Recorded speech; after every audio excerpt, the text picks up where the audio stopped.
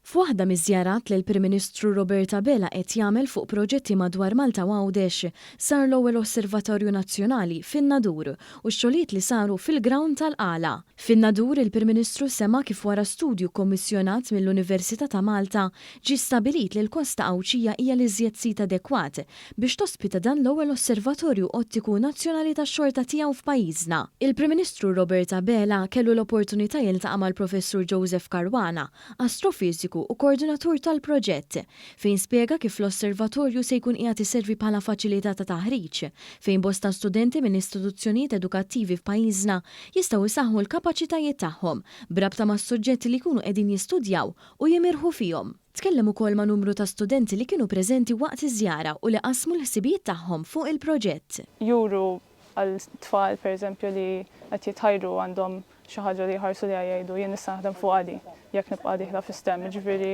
importanti, f'hekk anke fl-istudju tiegħi importanti. Sadda teleskop fetilna l-bibien biex pereżempju jkollna studenti ġodda. Nistgħu jkollna nagħmlu proġetti bih pereżempju biex nagħalmu dawk l-istudenti kif jużaw ċertu equipment bħal manna teleskop, u kif how to do astronomy basically.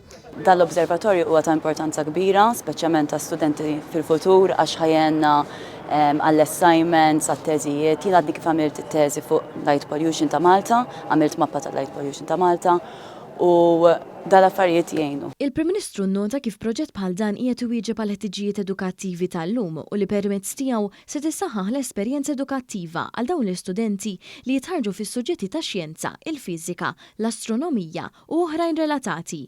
Fi żjara oħra, il-Prim Ministru Roberta Bela żar ix-xogħlijiet li saru fil-Ground tal-Qala.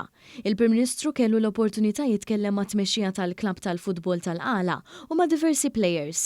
U għannota li t-titjib infrastrutturali f'dan il-ground se jtejjeb il-kwalità tal-ħajja ta' dawk li jagħmlu użu minnu u jkompli jolli il-livell ta' professjonaliżmu mistenni mill-atleti. Ix-xogħlijiet infrastrutturali fil-Ground tal-Qala kienu jinvolvu invellar u tqejjed ta' terf sintetiku li jilħaq l-aħħar standards tal-kwalità tal-FIFA.